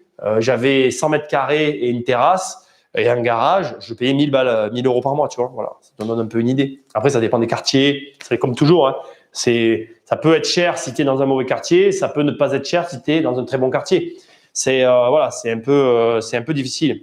Près de l'université Vauban. Ben là, tu vois, typiquement, Vauban, selon où tu te trouves à Vauban, ça peut être très, très bien et donc pas cher. Si tu es du côté quai de la Fontaine, vers la montée, là derrière, voilà. Par contre, si tu vas après Vauban, derrière la poste là-bas et que tu redescends, c'est un peu cher. Ça va dépendre de là où tu te trouves, quoi. Voilà. Et bien voilà les amis, 13h30. Aujourd'hui, je vais faire, voilà, j'ai à peu près, je me suis perdu. Si vous avez des questions, posez-les-moi sans aucun réservoir d'eau. Je ne sais pas où c'est le réservoir d'eau, c'est là-haut. Oui, tu es derrière Vauban, tu es tout là-haut, réservoir d'eau. Ça peut être pas mal. Il faut voir après le logement et tout. Tu peux, à mon avis, dans le tarif, le quartier est pas mal là-haut quand même. Réservoir d'eau, ouais, je vois où c'est. Ouais, ça peut être pas mal. Il faudrait que je vois après. J'aime, tu sais, l'immobilier. D'ailleurs, c'est valable pour vous tous. Hein. L'immobilier, après, il faut quand même voir, quoi. Photos, déplacements, etc. Voilà. Bref, donc, on va résumer un petit peu tout ce qu'on s'est dit. En attendant, si vous avez des questions, vous me les posez. Donc, rappelez-vous, premièrement, que pour les APL, il y a eu un gros changement. Ce changement, il implique du coup des conséquences, pour certains positives, pour d'autres négatives. Si vraiment vous voulez tout revoir, je vais vous le mettre parce que ce sera quand même pas mal. On va faire ça. On a en gros les répartitions, c'est ça. Voilà, vous avez 41% des bénéficiaires d'APL qui ont vu leurs aides baisser, 32% des bénéficiaires d'APL pour qui ça n'a pas changé et 26% des bénéficiaires qui ont vu leur aide augmenter. On a quand même dans le lot 500 000 familles qui n'ont plus droit aux APL. Cette réforme avait pour but effectivement de sortir du système des gens qui touchaient des APL auxquels ils n'avaient pas droit, sauf que, comme je vous l'ai expliqué par la suite, l'État avait pas prévu qu'avec ce changement, il y ait, je ne sais pas où c'est quelle est la feuille sur l'impôt sur le revenu, voilà. L'État n'avait pas prévu qu'il touchait directement à du pouvoir d'achat qui était indirectement des recettes pour lui, recettes que l'État n'a plus aujourd'hui et qui par conséquence a soldé l'opération par comment dirais-je, un échec. Ça n'a pas rapporté autant que ça aurait dû rapporter. Ils tablaient sur 1,2 milliard d'économies. Ils sont plutôt actuellement sur une prévision de la moitié de ce montant suite à leur réforme. Comme je vous l'ai dit, en ce qui me concerne, pour moi, les APL, on est sur du tripartite. J'ai tendance à éviter de travailler avec eux dans tous les cas. C'est un conseil que je vous donne. Après, vous ferez comme vous voulez, ça vous regarde. Parce que dès qu'il va y avoir un problème, vos locataires vont se retourner derrière leurs APL en disant « Ah mais c'est pas ma faute, voyez avec les APL ». Franchement, vous vous ajoutez des problèmes plus que ce que vous apportez comme solution. Même si je sais qu'il y a des propriétaires qui disent « Oui, mais au moins, s'ils ne me payent pas, je touche ça ». Personnellement, j'évite de discuter avec ce genre de service. J'ai rien contre eux. Mais comme l'a dit tout à l'heure, j'ai oublié ton prénom, j'espère que tu m'en veux pas. Il y a quelqu'un quand même qui dans le chat a dit « J'ai fait une demande en 2016, on m'a répondu en 2020 pour me dire que je n'étais pas éligible. » 4 ans pour donner une réponse. Comme j'aime à le dire souvent, mais tu vois, comme par exemple, parfois je travaille, assez souvent, pardon, je vais dire parfois, mais assez souvent j'ai affaire au service des eaux et au service des eaux qui sont gérés par les mairies. Quand on me donne les délais, comme j'ai tendance à leur dire, les gars, 8 mois, c'est pas un délai. Vous vous débrouillez comme vous voulez, mais ça peut pas mettre 8 mois en fait. Il faut que vous mettiez moins de temps que ça. Voilà. Je vais répondre à tes questions. Après, dans la deuxième partie, je parle des matières premières. Je vous dis que les matières premières sont en train d'exploser, que ces explosions vont avoir des conséquences sur le marché immobilier de façon concrètes, que pour l'instant on ne les connaît pas, qu'on est dans une situation différente à celle de 2008, mais identique. C'est-à-dire qu'en 2008, on avait les matières, mais on n'avait pas les chantiers. Aujourd'hui, on a les chantiers, mais on n'a pas les matières.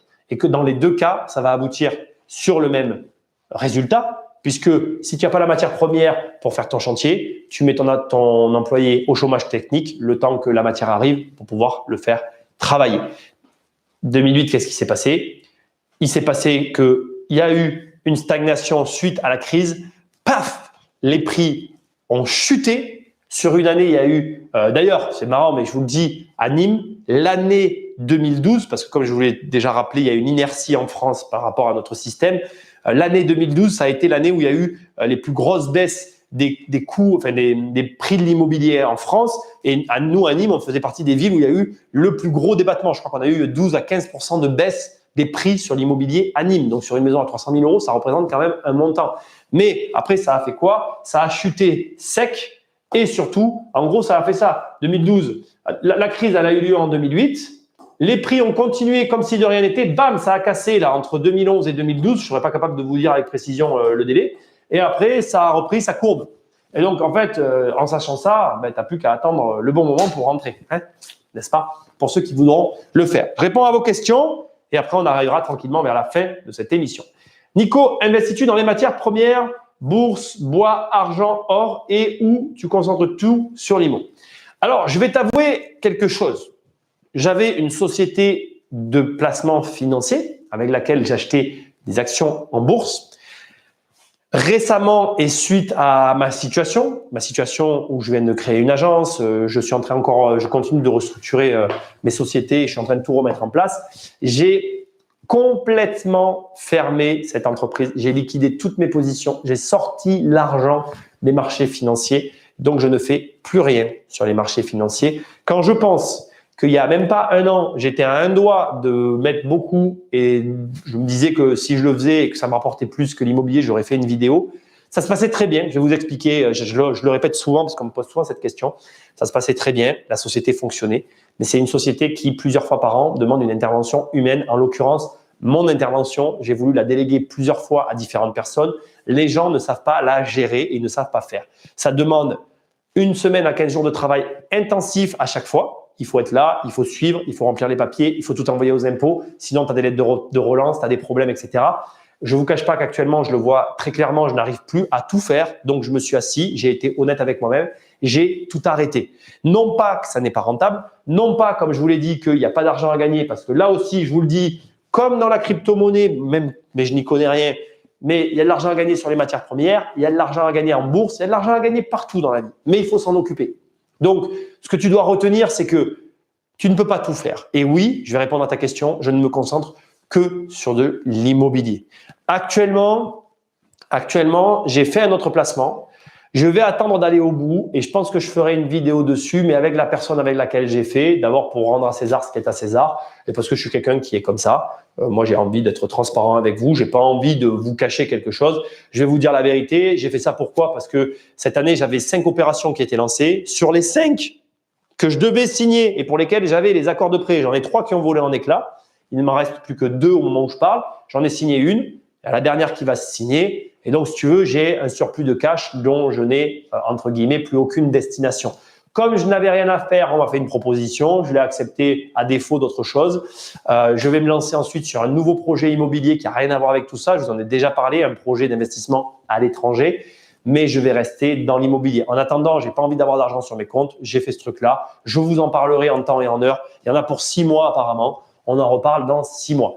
Mais pour répondre quand même à ta question, matière première, j'ai jamais fait. Ça m'intéressait. Voilà, j'étais très action. Moi, je faisais que de l'action en bourse. Je faisais que de l'action. Mais sinon, mon patrimoine, si je devais te donner la répartition de mon patrimoine, c'est 90% IMO. Voilà, IMO. Et les 10%, on n'en parlera pas. C'est pas grand-chose. Je suis full immobilier. Et je diversifie mon immobilier par la diversification des biens que je possède.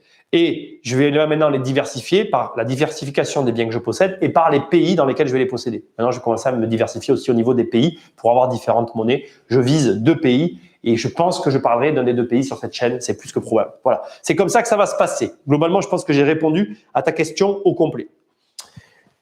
Surmortalité des plus de 75 ans avec détente des charges des retraités, des retraites, réforme décalée à 2 ans, info conseil, orientation retraite, risques et opportunités des inflationnistes.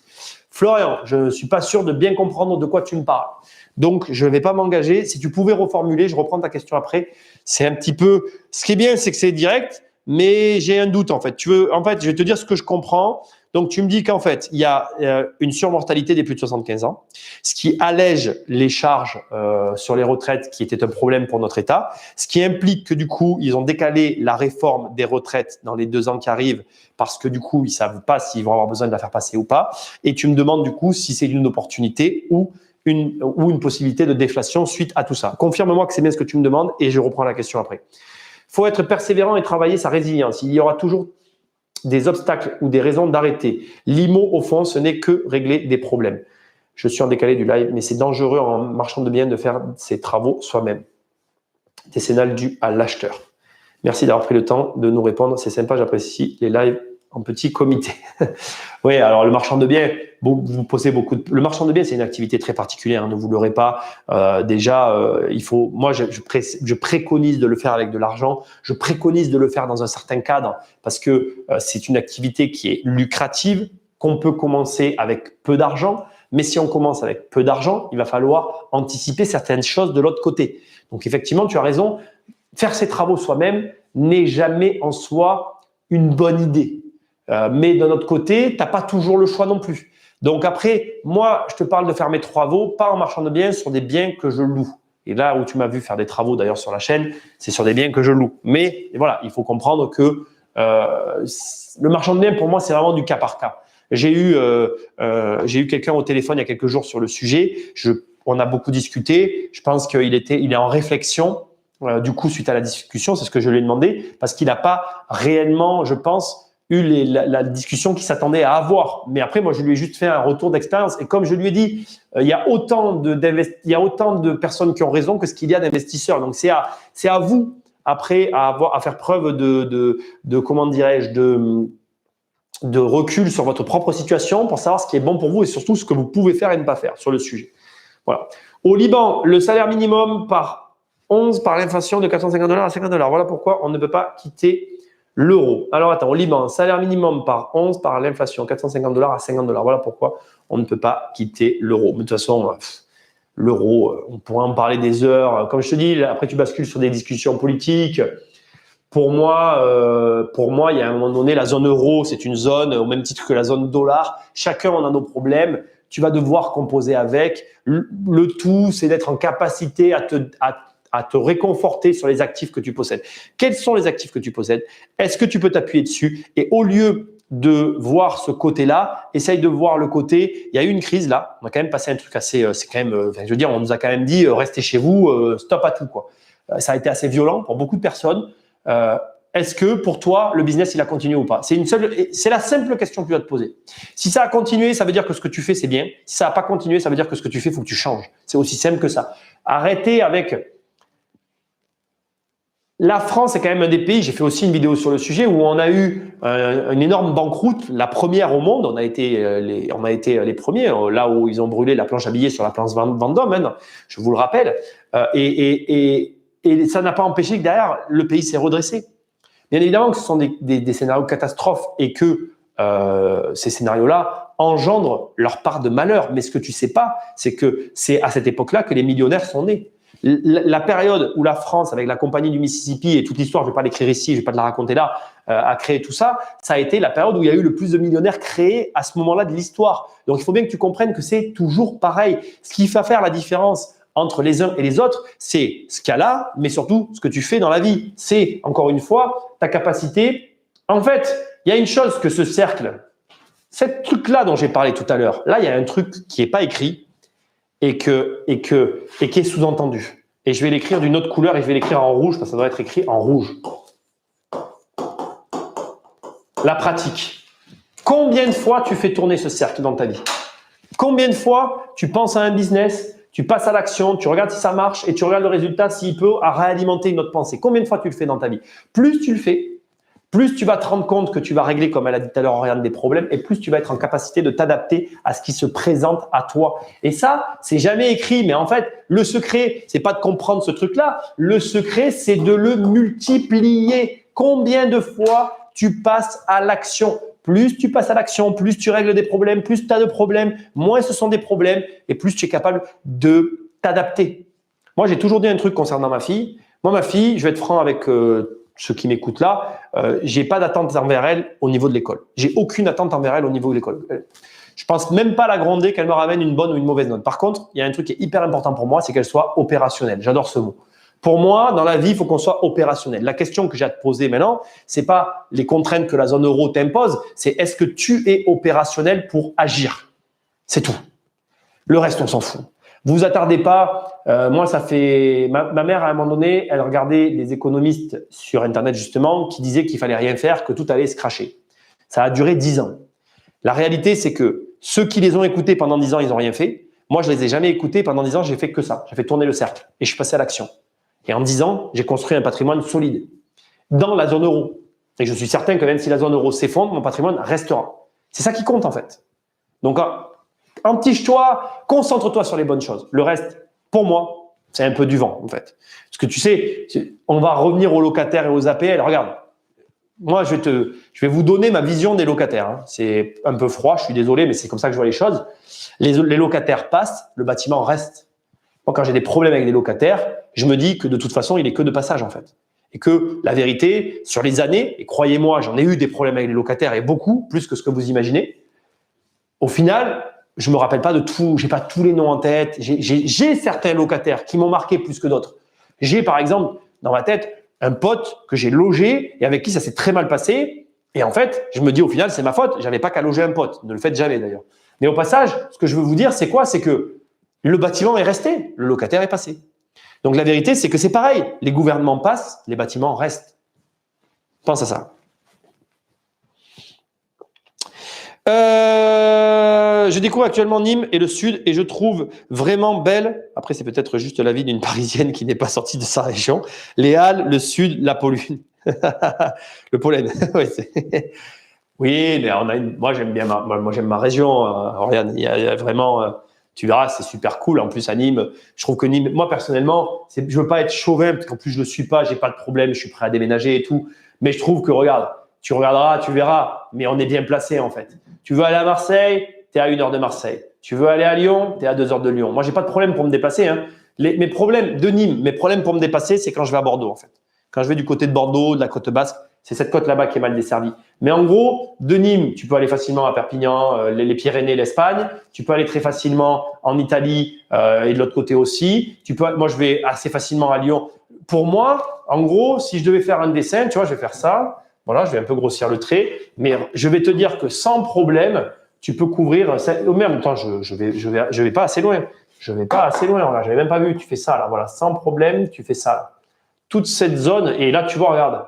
Pour moi, on est sur un tripartite, tu vois. Voilà, cette zone-là, je suis ici. Regarde, c'est facile. Si je devais faire un croix sur ma ville, je suis pile au milieu. Moi, je raisonne comme ça. Et d'ailleurs, tu vois, pouf, voilà, un petit peu comme ça. Tu es au milieu, en fait. Donc après, c'est dans ta tête après. Il faut arriver à se dire que Barcelone, c'est pas loin, que Turin, c'est pas loin, que Genève, c'est pas loin, Marseille et Montpellier, on n'en parle pas. Et du coup, tu vois que tu peux te déployer très correctement. Moi, j'aime bien cet emplacement. Après, c'est mon avis personnel. C'est le quart sud-est. Chacun voit les choses comme il veut. Plus de logements qui vont être mis à la vente et moins de consommateurs, mais cela ne se consommait pas beaucoup. Je sais pas parce que on a un facteur nouveau, on a un élément qui s'ajoute à la situation actuelle qu'on est en train de vivre. Il y a 10 ans, en 2008, même un peu plus de 10 ans, maintenant on va arriver sur 13-14 ans.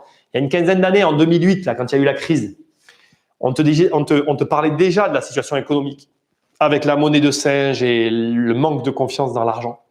Et 10-15 ans après, il y a toujours ces craintes, mais on a les crypto-monnaies d'un côté, l'Internet de l'autre, et on a cet écosystème qui s'est mis en place, qui fait un espèce de ballon qui n'existait pas et qui crée, à mon avis, quelque chose. Je ne suis pas un pro-crypto, je ne suis pas en train de vous dire quoi que ce soit à ce sujet-là, je suis juste en train de vous dire que la configuration est différente et que cette différence, elle va engendrer des résultats différents. Salut Nicolas, apparemment, ils vont faire passer une loi pour que les recos HCSF deviennent obligatoires. Ça va forcément nous impacter. J'ai un taux d'endettement à 40%, ça devient compliqué d'investir. J'ai une autre question. Comment passer le cap des 2 millions de patrimoine car les banques me disent qu'il y a trop d'encours sur ma tête. Comment tu fais pour contourner tout ça? Alors écoute, Jonathan, je suis vraiment très désolé de te dire ça. Tu comprends très bien que là, c'est impossible pour moi de te parler. Tu as 2 millions sur ta tête. Ça veut rien dire. Je ne connais absolument pas la structure de ton patrimoine ni sa stratégie. Il faut voir effectivement comment déjà tu détiens ces 2 premiers millions. Moi, comme tu le sais, j'ai un programme qui s'appelle 1 million et j'ai un deuxième programme qui s'appelle 10 millions pour justement t'aider à aller plus loin. Donc après, effectivement, pourquoi j'ai fait dans cet ordre-là? Parce que déjà, si tu détiens 2 millions mais que tu as 2 millions d'euros de dette, je suis au regret de t'annoncer que tu n'as rien en fait. Donc en fait, tu es bloqué parce que c'est normal. Si tu as 2 millions d'encours et 2 millions de dettes, tu n'as rien. Donc, ce que tu as fait, ça ne va pas. Donc, il faut recommencer pour que tu commences par avoir un premier million. Et quand tu l'auras, et quand je dis que tu l'auras, c'est que tu l'auras, là, on pourra parler de comment tu vas à 10. Mais si tu as 2 millions qu'avec des crédits, tu n'as rien en fait. Mais c'est le cas de tellement beaucoup de gens en fait qui viennent me voir et me dire « J'ai 2 millions, tu as combien de crédits ?»« Oh, 1,8 million. Comment je fais pour continuer ?» Tu continues pas en fait. C'est fini. Tu n'as rien. Tu as 200 000. Tu n'as rien. C'est pour ça que j'ai fait un programme 1 million. Et c'est pour ça que aussi, si tu veux, j'ai coupé le programme 10 millions parce qu'il y avait des mecs… Peut-être pas comme toi, je ne sais pas quelle est ta situation, mais il y avait des mecs qui me prenaient le programme 10 millions. Et puis quand je parlais avec eux au téléphone, parce que j'ai mes élèves au téléphone, on discutait. Et puis je disais, mais en fait, tu n'as pas 1 million. Ils me disaient, non. Je dis, mais alors, prends le programme 1 million, tu vois, parce que sinon, moi, tu me demandes de t'expliquer ce qu'il y a dans le programme d'avant et je ne vais pas parler. Enfin, tu vois, il y a un problème. Et je comprends, en fait, c'est compliqué, mais il n'y a pas de magie, en fait. Alors, je ne m'adresse pas. Attends, que tu m'as répondu, mais. Non, j'ai 1 300 000 dont un tiers payé, mais j'aimerais passer à 2. Ah voilà, c'est déjà pas pareil, tu vois. Après, voilà, il faut rentrer dans la structure de ton patrimoine. Qu'est-ce que tu as? Comment tu as construit tout ça? Comment tu le détiens? Enfin, je ne fais pas ça dans les lives. Hein. C'est des moments où on parle de choses plus d'actualité, comme tu peux le voir et tout. Après, si tu veux, les conseils poussés comme ça, c'est plutôt pour les membres, c'est plutôt pour les gens avec qui je travaille. Je ne sais pas que je ne veux pas te répondre, mais tout à l'heure, tu vois, je peux te le dire, hein, mais j'ai mon téléphone qui est là. Bon, c'est pas grave, on va le regarder. Ils vont pas m'en vouloir. De toute façon, il y a moins de monde sur Instagram. Tiens, regarde. Ce matin, j'étais avec un client au téléphone. On va voir ça rapidement tous les deux. Regarde, je vais te le dire de suite. On va faire ça. Regarde, je vais te le dire direct. Ce matin, j'étais avec un client au téléphone et on a passé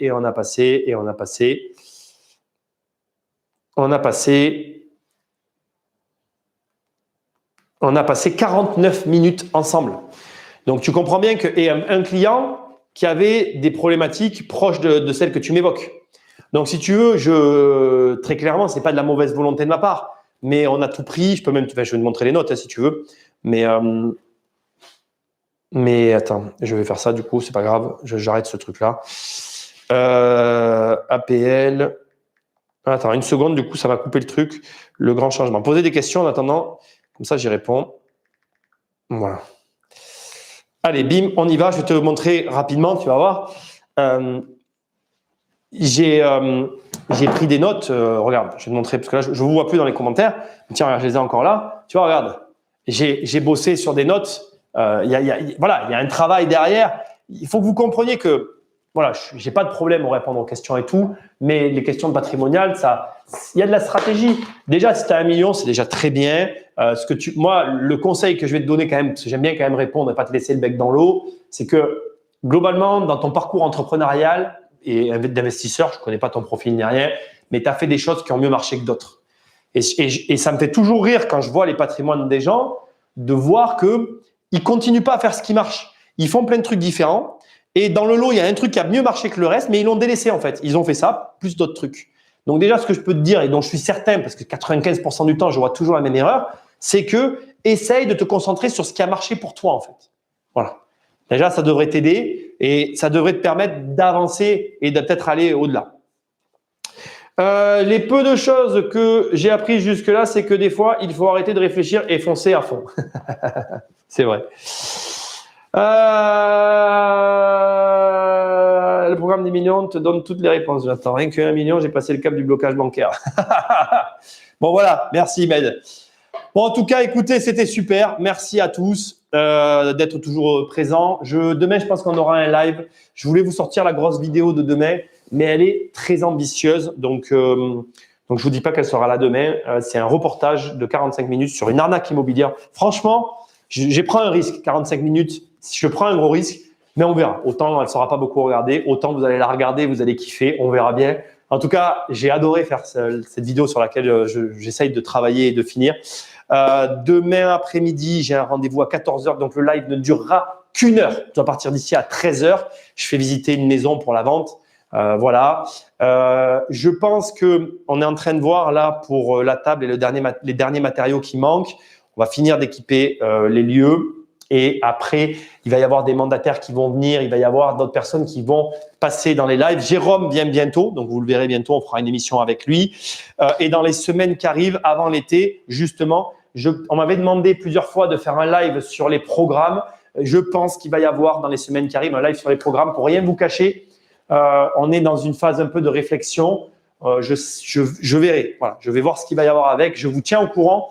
Sachez que dans les prochaines semaines, en tout cas, d'ici là, pour le mois de juillet, il va y avoir un live sur les programmes, spécial programme, un samedi, sûrement, comme j'avais l'habitude de les faire pour le sujet en question. Voilà. Merci à tous. Merci d'avoir écouté le podcast de la semaine qui était vraiment génial. Mehdi, je vais te répondre, mais oui, si tu peux contacter Vanessa, contacte-la, ça sera avec grand plaisir. On peut faire de l'immobilier pour équilibrer son mobilier. Live très intéressant. Merci Anne. Oui, parfaitement, chercher un lieu que je puisse bouger, Espagne, Italie, mais qui reste accessible au niveau prix, qualité de vie. Train direct pour Barcelone, 3 heures. Yes, c'est ça. Allez, merci à tous et on se retrouve demain, qu'une heure de live. J'essaierai de le commencer à 11h30 du coup pour pas vous pénaliser au max. Bonne journée, salut!